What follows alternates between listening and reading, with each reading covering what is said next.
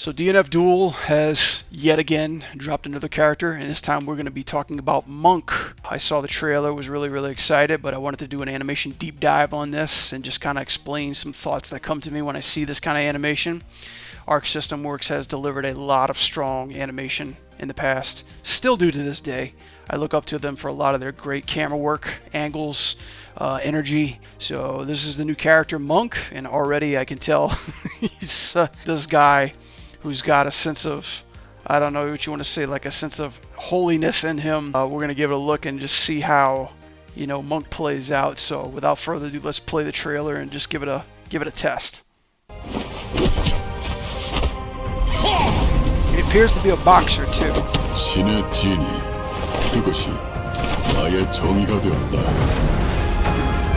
Oh yeah, he's been working out for the Lord.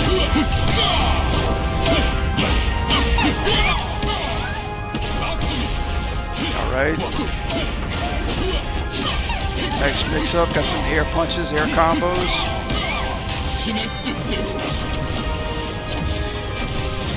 And of course his super.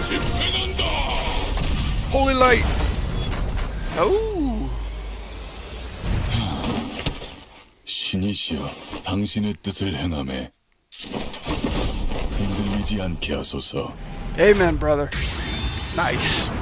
So first and foremost, DNF Duel brings a lot of energy when it comes to their trailers, especially when it comes to their character drops, because they want you to get back on this game, play these characters.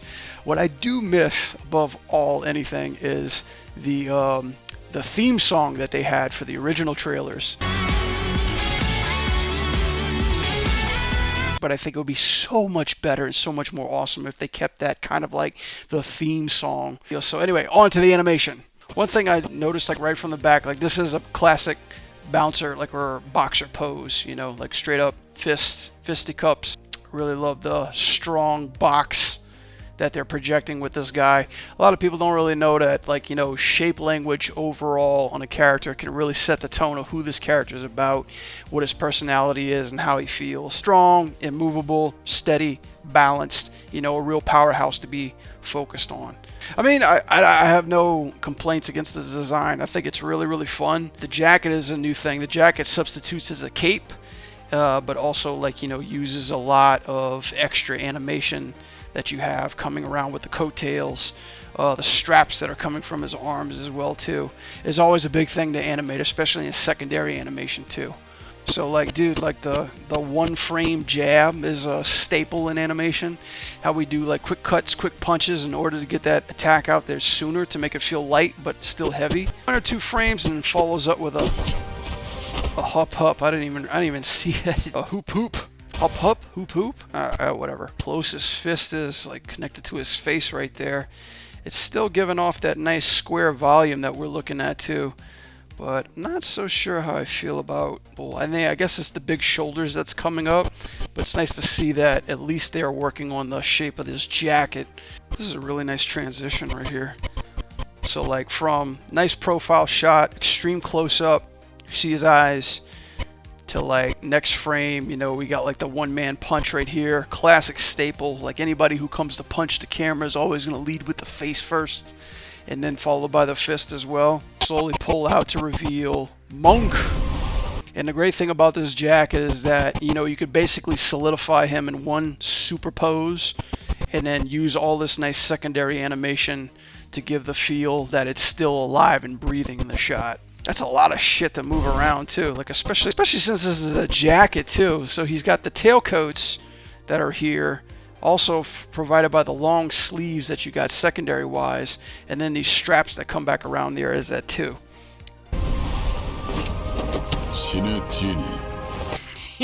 The will of God. Will of God is to mess you up. Yeah, these are really tricky shots to do. I've seen a lot of hand animation that tries to enforce the flexing of the fingers. It's really hard to do, especially when you're trying to do the cracked knuckle shot. Really subtle things, you know, that's animating, particularly to the anime style.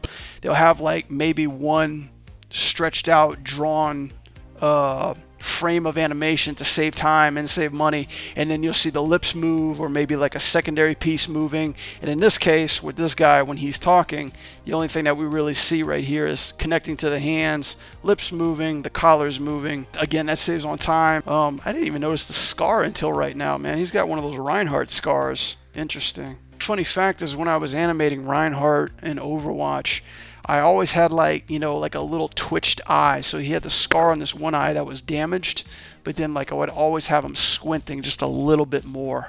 Like even too, like you see the differences in the eye shape, the eye sizes right here. You know, we have this big eye and this one's just up a little bit, a little asymmetric, but just a little bit more squinty. I think if they give it like a little bit more squint, it would add a little bit more storytelling to his character. But yeah, really liking the close-up right here. And then of course you got him as the classic pose right here. There's a little weirdness happening with this hand right stuff right here that I noticed in the first part. Maybe it's just because of how straight this forearm is. I mean, don't get me wrong, this forearm's jacked. But a lot of this foreshortening and losing of the bicep just kind of makes it for a strange pose. I think like you could bring this giant beefy arm down just a little bit more. That way we could see the bicep a little bit more like that. And then this kind of work just gives it more of an angle, more of like a mesh to really kind of focus on like how big he is. It's kind of strange because like this whole portion of his body is so huge, and then this huge portion of his body is really smaller because of the perspective that's happening. I really like this pose more than this pose initially because like it's just like altogether much more balanced. You know, you see how much more bigger his arms are and how aggressive he is. This would trip me out. This is like an easy puppet tool to manipulate. It kind of just takes the energy out of it a little bit. You're like, oh, this dude's badass. He's muscular. He's huge. And all of a sudden they just go to like that. And Monk. I thought monks were supposed to be bald. This guy's just full head of hair. Full mess of hair, too. These are some cool attacks right here. Especially right here, too. You always want to be very precise and very clear to read of your character's angles and how he's punching. The tricky thing about this guy is that he has this giant coat. So every one of his attacks have to be readable in the way that his posing is applied. And I think that's something that kind of lessens the momentum, because like even though we see the punches that are happening, it's all really covered and enveloped by not only this coat but this giant effect that's happening as well too. So a lot of these attacks are really kind of, I would say, taken away or weakened a little bit just because we see all this stuff that's happening. Don't get me wrong, I'm sure the poses are pretty great, but underneath all this flare and flash and stuff, you kind of just suffer from a gimbal of just undeveloped shape language, kind of just like a mesh of stuff. So, you know, that's like probably like my biggest concern, especially like with all the acts that he does. Like there are a couple that do feel okay, like this one, for instance, right here, like this swipe right here, the coat wraps around him nicely. You know, we get like that nice angle over here. His weight is really pushed off to the right side too. Got to show those abs, people. You know, like, you know, got to show those crunches. You know, he's been putting in time. He's been reading his Bible and doing his crunches too. Left, right, right. See how that dash looks right there. It feels pretty good. Like I like the, you see, like this is where the cape really can, or the jacket can really show off kind of the sense of direction and where he's going, how it feels. Like it's almost like a rocket, and the more shape you can get going this way, the better it is for the player to understand like what's happening. And of course, you know, you got the nice cool effects that's happening right there. This is also a really cool one. Interesting effect with the belt right there that actually loosens around his waist. I thought that was actually tight. Like it just goes from loose to tight really quick. I guess emphasizing how fast he's going. Got a big camera shake right here too, but then it looks like he turns around. Oh, he dashes in, right? Dashes in, turns around. Anticipation pose right there. I feel like it could be a little bit stronger. Maybe the head coming around here. Right, not like that. Maybe just a little bit more pushed. And here's his super. Big stuff. We got a nice lens flare. Help from the Almighty himself. Cut right into Beefy Monk doing his classic fist crack pose. As soon as we hit, nice big camera shake. Then a lot of things that are happening, which I see a lot in these effects of anime, especially when it comes to blade striking and things like that, they will literally change full screen to black and white to different silhouettes of what's happening in the scene to make it abundantly clear what you're looking at for a split second or two. So maybe about 5 frames in order for the brain to register. You get the wind coming from the back, the Tony Stark effect. Cut right to the hand beef right there, and it looks like, I guess it's a power gauntlet or power glove. And then 1, 2, 3, 4 frames like that coming around. Always everything feels good, and the beats of 3. 1, 2, 3. 1, 2, 3. Being translated to us. The 3 beats come in many shapes and sizes, and in this case, 1, 2, 3, continue. And so here's the classic One Punch Man. We get a super close-up of the character's face. He turns off a frame, camera pulls out a bit, camera swoops in, classic uppercut punch, and it's kind of hard to really see what this is because it's not really a fist in particular. It's shaped like something, but what they're trying to do is get you to blockade to know that this is a uppercut that's coming. And I gotta be honest, the first time I watched this, I didn't really quite register that. I didn't really quite feel what this was or know what this was, or only accept that he was doing another punch, as we have it through here. The only thing I would critique about this whole attack part, let me just cut into this, boom, right here, is that we don't see the enemy or anybody that he's hitting, especially when it comes through here. Like, as soon as this punch, like, we get a hint maybe of the character's leg or the victim's leg, but as soon as we get to contact, like, all this mega flare horse shit really just like disappears the victim, and then we're just stuck with this nice white coat.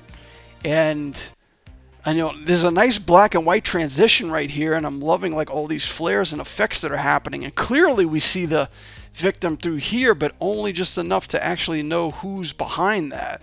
So this is cool. I like this, and this ending part really stuck out to me. The nice walk away, slow-mo. They cut into the slow-mo and then let the whole cape/coat do all the talking for you.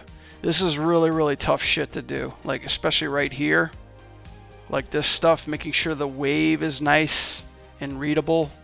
It's always like following the lines of like where you're getting those curls, curves, indentations, and in this case, you know, you have like another flap that's right here, and then you start really getting into this rig and really start biting off some of the pieces of it. And if you look at it really close enough, you know, you'll start seeing the jagged edges right through here. You know, it's hard to make a clear, clean cut line, especially when you're getting into these hard angles and stuff like that. I've done, you know, capes, superheroes. I've done like flags waving and stuff like that, materials and cloth in the wind too, and it doesn't get any easier. It's a very pristine, precise procedure that has to require every frame of animation to be carefully crafted in order to give you that nice wave effect. Seeing as how the curves are just kind of, and this is the great thing about 2D, because you're not restricted to a 3D mesh or model that has to be bent properly in order to give you that look. Like 2D makes it flow nicely, like especially with these curves. I can't draw on it right now, but these nice little gaps in the curves that run up the cape and have a nice big overlap at the end. And even you'll notice that the first curve comes through, it's very thin, very like close together, and the second one that comes in is just massive. A lot of the fun stuff is always just having as much shaping and control and pliability with this thing as you can. 2D capes are always fun to watch and look because they have those nice smooth lines. 3D capes unfortunately kind of suffer unless it's manipulated through a simulation. So when it's run through a simulation, it usually gives that weight of gravity and all that stuff, and that friction that's just passing up, or that's picking up the cape, which is always fun. But to do this hand keyed is really a challenge too. But I always love how everything goes into slow-mo at the very end. Overwatch Play of the Games end it like that way too. MK11 had that. They don't anymore, but in the victories they used to just slow-mo into the final pose, which I really find that's super appealing too. He's a cool looking character, The costumes are more or less the big effects that suffer from the readability of these poses. Overall, I'm just going to give this a 7, you know, because the good Lord loves 7, and so do I, too. 7's a hot number nowadays, so Monk gets a 7, this trailer gets a 7, and I'm really looking forward to critiquing other characters on DNF Duel.